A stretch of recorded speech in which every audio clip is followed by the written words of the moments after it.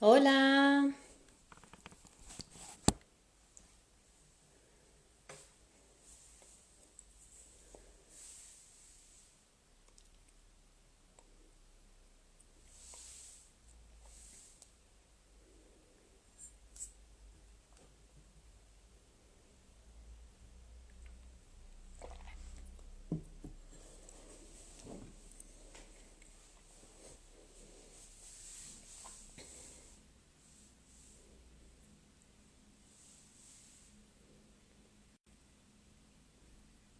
hola a todos, a todas, bienvenidos. Hoy me retrasé un poquito, que me lié, se me echó la hora encima y bueno, prefiero ir con calma, aunque vaya un pelín tarde, prefiero ir con calma. Como os vais uniendo de a poquito,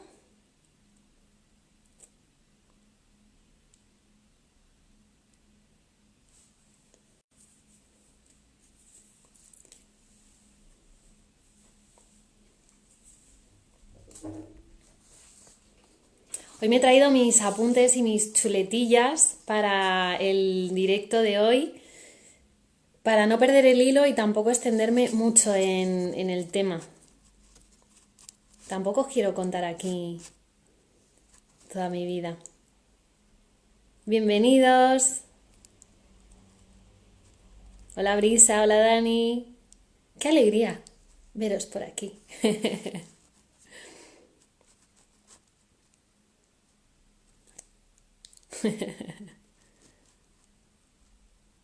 Hola Eve.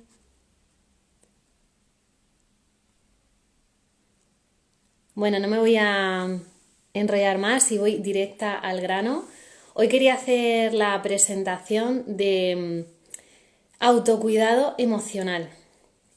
Es un poco el tema que quería traer hoy porque me sale bastante en las sesiones, es algo que a veces trae dificultades, ¿no? El identificar ciertas emociones porque básicamente nadie nos ha enseñado qué son ni en qué consisten. Y sabemos un poco pues lo que la pequeña idea que nos podemos hacer y muchas veces puede dar lugar a confusiones, incluso a la hora de explicarnos, el no saber muy bien explicar qué es lo que nos está pasando, qué estamos sintiendo, porque no sabemos realmente qué palabras utilizar. Sí, a una emoción al final. Y bueno, primero me presento un poquito para las personas que no me conocen. Soy Nerea, tengo 36 años y a raíz de mi experiencia con el diagnóstico de esclerosis múltiple aprendí a ponerme en el centro de mi vida, a escucharme y después de varios años esto me llevó a transformar el sufrimiento de la enfermedad en gratitud. A día de hoy estoy mejor que antes del diagnóstico, aunque a veces tengo alguna cosilla, alguna llamada de atención, pero agradezco esas llamadas de atención que me hacen frenar y me hacen volver otra vez a mi centro, a ponerme en el centro de mi vida.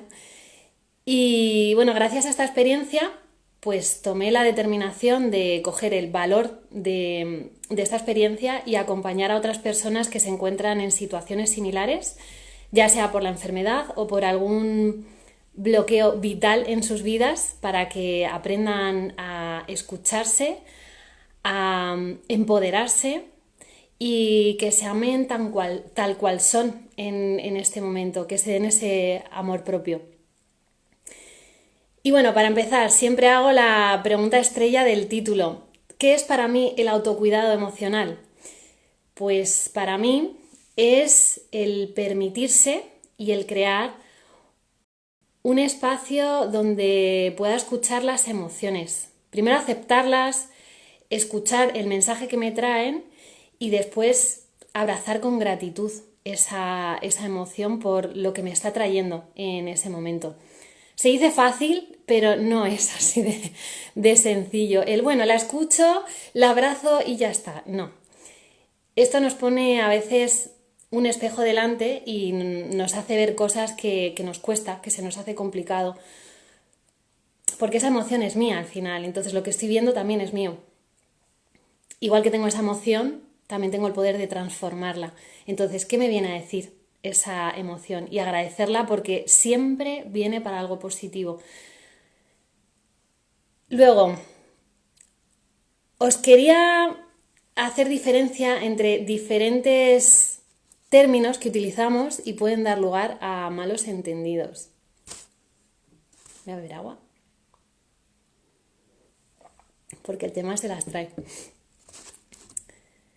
La emoción es una activación ante un estímulo y puede durar entre segundos o minutos. Es muy cortita, lo que es la emoción en sí dura muy poco. Si esa emoción se alarga en el tiempo, lo primero que hace es que la intensidad va disminuyendo. Y en ese caso ya estamos hablando de un estado de ánimo. Ya no es una emoción, es un estado de ánimo y depende de la valoración que hago yo personal de mi entorno y de la situación en ese momento. Un sentimiento depende de mi mente, de lo que pienso yo con respecto a la situación que estoy experimentando y la emoción que estoy sintiendo en ese momento.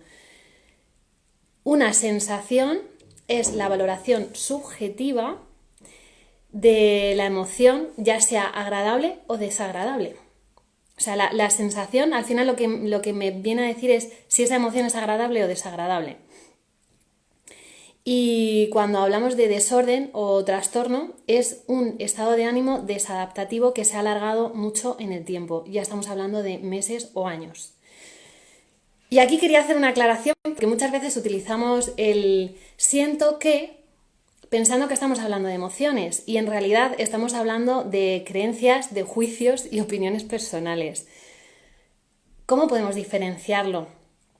El siento, si va seguido de una emoción, siento tristeza, siento alegría, siento asco, siento sorpresa, eso sí es una emoción.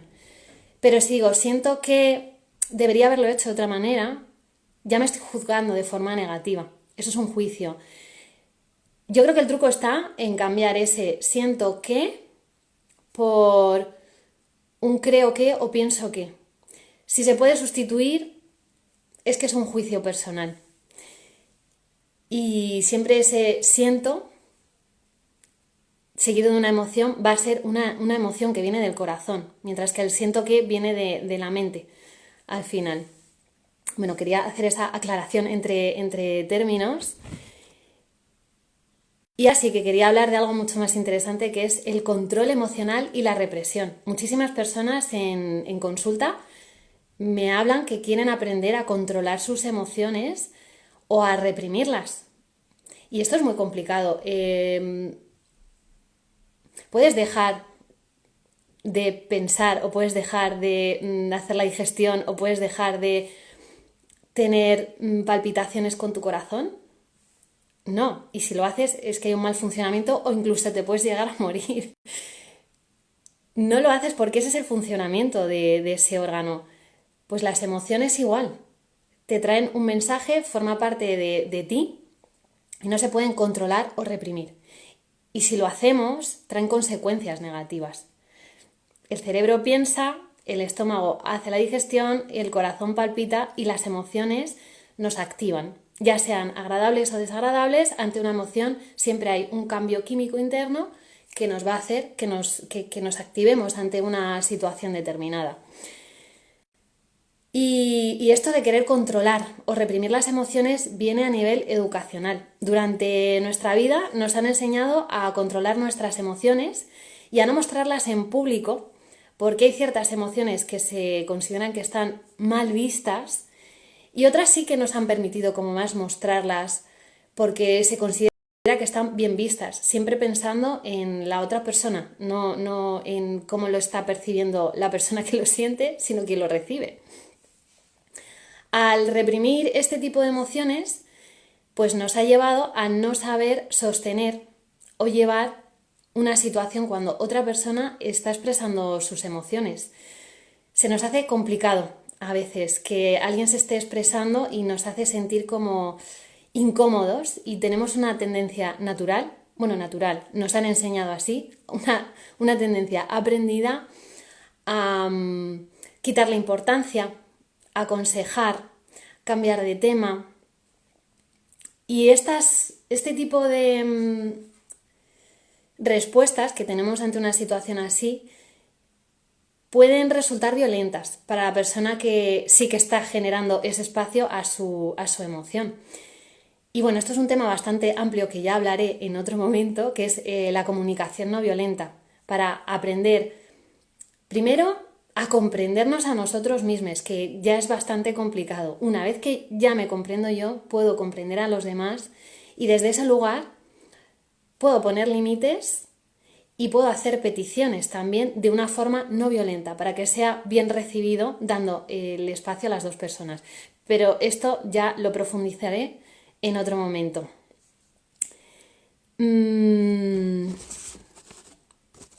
A ver que voy siguiendo el guión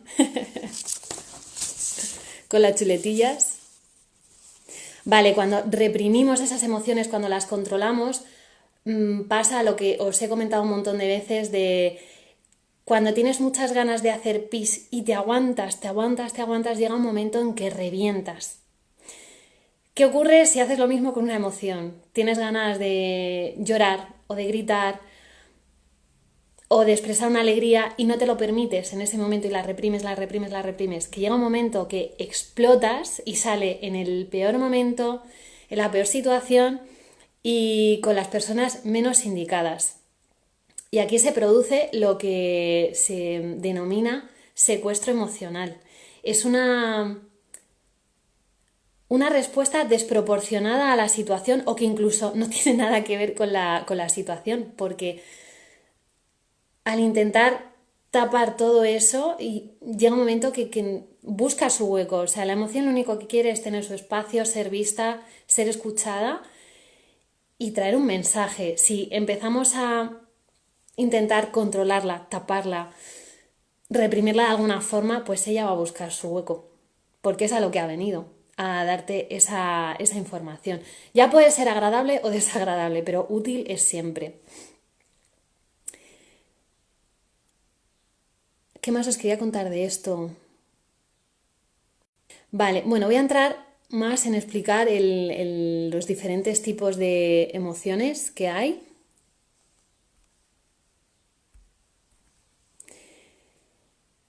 Voy a empezar por las emociones primarias. Os voy a hablar de 6 emociones que son como las más aceptadas, más extendidas, pero hay un montón de clasificaciones y a veces os encontraréis más, menos o incluso diferentes, pero bueno, estas serían como un poco las básicas. Las emociones primarias son el enfado, la tristeza, el miedo, la sorpresa, el asco y la alegría. ¿Cómo podemos identificar estas emociones? Pues el enfado surge cuando sentimos que han violado nuestros límites o cuando sentimos que no se nos da lo que pedimos. Ahí va a surgir ese enfado. Si el enfado se prolonga, va a dar lugar a la ira. Y esto ya es algo que puede ser dañino tanto para la persona como para las personas que te rodeen en ese momento, ¿no? Si te sale la ira. Luego está la tristeza. La tristeza viene ante una pérdida o cuando sentimos que nuestra necesidad de aprecio y de amor no está siendo cubierta. El miedo sale cuando nos sentimos en peligro o nos sentimos inseguros o inseguras en una situación. La sorpresa lo que te indica es que hay algo nuevo por investigar y puede ser agradable o desagradable. Las sorpresas son igual unos segunditos hasta que te das cuenta un poco a qué situación te estás enfrentando y ahí es cuando aparece otra emoción. Siempre va a venir la sorpresa asociada a otra emoción. Si la sorpresa es agradable, va a venir alegría. Si la sorpresa es desagradable, puede venir miedo, enfado, tristeza, asco. Depende un poco. Pero son unos segunditos de sorpresa y después una segunda emoción. El asco lo que nos indica es que estamos experimentando algo que es malo para nosotros y rechazamos eso que estamos experimentando en ese momento. Y la alegría lo que te indica es que has alcanzado una meta o has obtenido algún tipo de ganancia. Estas serían como las emociones básicas que pueden aparecer en cualquier momento. No es algo que podamos controlar, pero sí gestionar. ¿Cuándo se convierte una emoción en no saludable o desadaptativa? Cuando se prolonga en el tiempo. Como os comentaba al principio, una emoción son segundos. Si vemos que una emoción es muy reiterada en el tiempo o que se repite en muchas situaciones o con diferentes relaciones, ahí estamos hablando de una emoción que no es saludable y es desadaptativa. Quizás en un primer momento cuando apareció y te dio ese mensaje, sí que era útil y sí que era saludable. El problema está cuando seguimos utilizando esa misma estrategia o nos sigue surgiendo esa misma emoción en una situación en la que ya no es la misma, no nos sirve esa información que nos dio en un primer momento. Ahí ya sí que estamos hablando de una emoción no saludable o desadaptativa. Y ahora profundizaremos un poquito más en esto para ver qué hacer en estas situaciones. Luego están las emociones secundarias. Es una emoción defensiva que oculta la emoción real, la que está de base. Y esto así explicado es muy difícil de comprender, pero os pongo un ejemplo. Súper común, o sea, esto nos lleva pasando mucho tiempo. A los chicos desde pequeños se les ha educado, no a todos por suerte, pero a muchos se les ha educado con la idea de que un niño no puede llorar. ¿Qué pasa cuando un niño está experimentando tristeza y la quiere mostrar, que no se le permite? Se le está pidiendo que desoiga esa emoción. ¿De qué forma un chico en una situación así expresa esa emoción de tristeza? A través del enfado. Entonces, la emoción secundaria es el enfado y la emoción primaria que hay detrás de ese enfado es tristeza. Y con las mujeres nos ha pasado justo lo contrario. Como que está mal visto que las mujeres expresen rabia. Entonces, como estrategia, hemos aprendido o nos han inculcado el mostrar la rabia a través de la tristeza. La emoción secundaria sería la rabia, o sea, la tristeza, y detrás de todo eso, la emoción principal estaría la rabia. Y luego están las emociones instrumentales, que esto quizás sea un término más nuevo. Vamos, yo por lo menos cuando lo estudié en su momento me pareció algo innovador. Y una emoción instrumental se usa para obtener algo que deseas. Y aquí vuelvo a poner el ejemplo del niño. El niño pequeño, cuando quiere algo y no se lo dan y entra en pataleta, o se cruza de brazos para mostrar su enfado, como que exagera su emoción para conseguir aquello que desea tener en ese momento. Esto en los niños pues se identifica enseguida, es muy fácil de verlo y de una forma muy sutil lo integramos y en la vida adulta también lo tenemos. Y aquí es súper difícil darse cuenta de cuando una emoción es instrumental porque está muy arraigada. Y probablemente haya muchas personas que en este momento estéis pensando que una emoción instrumental que se utiliza para conseguir algo que deseas es algo malo, ya podemos tacharlo como algo malo. Y aquí depende, aquí hago la aclaración, si está mal utilizada esa emoción instrumental, sí que estaríamos hablando de manipular a los demás, como ha pasado muchísimas veces a lo largo de la historia, con un millón de catástrofes que no voy a mostrar ahora, pero sí, la manipulación sí que utiliza estas emociones instrumentales para conseguir lo que se desea. Eso cuando están mal utilizadas. Si una emoción instrumental está bien utilizada, estamos hablando de una persona que tiene esa habilidad social y es algo positivo. Y bueno, como os comentaba antes, ya que he hecho este análisis de todas las emociones para que sepamos cuáles son, por qué vienen, qué mensajes traen, cómo se agrupan diferentes términos, Realmente lo importante es qué hacer con ellas, ¿no? ¿De qué forma me cuido en el tema emocional? Y aquí es saber percibir esas señales.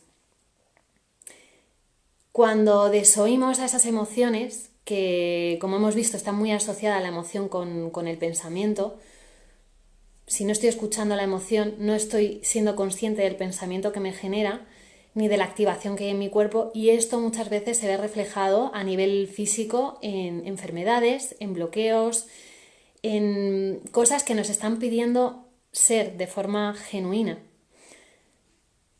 Para evitar todo esto, pues os voy a comentar algunas señales para identificarlo. Por ejemplo, si estamos con una carga emocional de temor, es que hay un miedo. Ahí hay un miedo. Y hasta ahí yo creo que vamos bien, todo el mundo lo entiende. La cosa es, ¿qué hacer? Pues cuando yo siento miedo es porque me estoy enfrentando a una situación para la que no tengo recursos suficientes. Y esto es lo que me produce el temor. Si esta situación se mantiene en el tiempo, voy a tener el temor de no saber cómo hacer frente a todo esto. ¿Qué hacer en esa situación? Por ejemplo, si a mí que se me da mal los idiomas, no sé mucho inglés y tengo un viaje preparado para Londres y me da miedo porque no me defiendo bien. ¿Qué hacen en ese momento? Pues buscar los recursos que me ayuden. Pues me apuntaría a una academia, haría algún curso de inglés, contrataría a algún profesor particular para que cuando se dé ese viaje yo tenga los recursos y las herramientas suficientes para hacer frente a esa situación. Con el tema de la apatía, cuando tenemos una carga emocional que nos produce apatía es porque hay una tristeza que no se ha escuchado, que no se ha atendido. Y esto viene porque no se han aceptado los cambios. Si hablamos, por ejemplo, de una tristeza que produce un duelo, las etapas del duelo, desde el inicio hasta el final, que realmente se hace esa aceptación, puede tardar unos 2 años. O sea, que hay que ser pacientes con un duelo en concreto. Si esto se sigue alargando más en el tiempo, entonces ya estamos hablando de algo que está derivando en un trastorno y quizás hace falta un apoyo, algún tipo de ayuda para saber gestionar esto. ¿Por qué tarda tanto tiempo en gestionarse un duelo? Porque a la mente le cuestan los cambios, muchísimo. Y es el tiempo que tarda en aceptar la mente que hay una situación diferente. Por ejemplo, ante la pérdida de un ser querido, de un familiar que ha fallecido, podemos tardar 2 años incluso en poder asimilarlo. No sé si os habrá pasado alguna vez, o sea, yo ahora mismo estaba recordando, ¿no?, de cuando he perdido algún familiar y me ha pasado, por ejemplo, de ir por la calle, oler la colonia y darme la vuelta buscando a esa persona y a lo mejor hacía 1 año que ya no estaba en mi vida. Pero así es la mente. Por eso se tarda tanto en hacer ese proceso y en hacer esa aceptación del cambio. Luego, con la ira, lo que os contaba antes, si una rabia no se gestiona bien, no se le atiende, deriva en ira. ¿Qué hacer en ese momento? Marcar límites. Y aquí sí que vuelvo otra vez al tema de la comunicación no violenta, de la que hablaré más extendidamente. No podemos, bueno, por poder sí que podemos, pero sin resultado. No podemos responsabilizar a otras personas primero de las emociones que yo estoy sintiendo y de las cosas que yo puedo estar pensando y de lo que yo estoy necesitando. Entonces es necesario comunicar a la otra persona mira, ante esta situación yo me estoy sintiendo enfadada porque se está rebasando un límite y este es el límite que yo pongo. Entonces hay que informar a la otra persona. No tiene por qué adivinar lo que estamos pensando, sintiendo y lo que queremos. Y cuando tenemos una expectativa sobre la otra persona y estas cosas, pues lo más normal es que nos frustremos porque no atienda esa expectativa, porque no se dé al final lo que estamos imaginando. Entonces vamos a ponérnoslo fácil, vamos a hacerlo fácil entre todos y cada uno es ser claro con lo que está sintiendo, con el límite que necesita, expresarlo y no dar por hecho que la otra persona se va a dar cuenta porque igual no lo hace nunca. Repugnancia. Cuando sentimos repugnancia es porque hay un asco ahí que no estamos gestionando. ¿Qué hacer en esa situación? Disociarnos. Disociarnos de esa situación, de ese objeto, persona, situación que yo estoy sintiendo como desagradable. Necesitamos esa separación. De hecho, cuando expresamos el asco, por ejemplo, una comida que no nos gusta, lo que hacemos es arrugar la cara. O sea, estamos arrugando todos nuestros sentidos de que no lo vea, que no lo huela, que no lo saboree. Se cierra todo. Pues eso es lo que necesitas, cerrarte a ese estímulo que te provoca ese asco en ese momento. Todo esto ya os digo que son cargas emocionales. Cuando sentimos un peso con esta carga emocional es porque hay una emoción que no está atendida.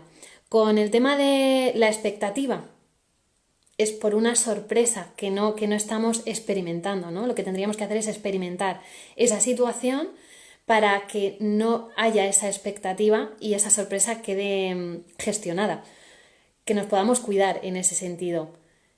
Y esto justo lo contrario del asco. ¿Qué ocurre cuando recibimos una sorpresa? Se nos abren todos los sentidos. Entonces, experimentas, se te está abriendo la visión, se te está abriendo el olfato, agudizas el oído, abres hasta la boca. Abraza aquello que te venga, sea agradable o desagradable. Te está produciendo una sorpresa, experiméntalo para poder atravesarlo y que esa expectativa desaparezca. Con el tema de la falsa euforia, porque claro, hasta ahora hemos hablado de emociones que pueden ser más bien desagradables, ¿no? Que percibimos como desagradables. Pero cuando hablamos de una emoción agradable parece que no pasa nada, ¿no? Que esto siempre es bien recibido, como os decía antes, ¿no? De que nos han enseñado a mostrar ese tipo de emociones y están como bien vistas. Bueno, pues una falsa euforia es por una alegría que no está bien gestionada. ¿Qué hacer en ese momento para gestionarla? Celebrar tus logros. Y aquí me vuelve a venir a la cabeza el ejemplo de el niño pequeño. Cuando un niño pequeño está súper excitado porque está jugando con los amiguitos, está teniendo un montón de ganancias en ese momento de su vida, está aprendiendo un montón de cosas, está feliz, contento y alegre por lo que está experimentando y no lo está sabiendo gestionar. Entonces es celebrar esos logros, ¿no? Aplaudirlo bien, celebrarlo de alguna forma para que se pueda gestionar todo esto. Y me he dado cuenta que se me olvidó una cosita y me parece interesante con esto de la gestión. Cuando hablaba de las emociones no saludables o desadaptativas, pues se ha comprobado que se suelen relacionar estas emociones desadaptativas con unas imágenes muy básicas, con las sensaciones básicas de yo no valgo, yo no puedo y yo soy malo o mala. ¿Quién no se ha dicho en algún momento algunas de estas palabras?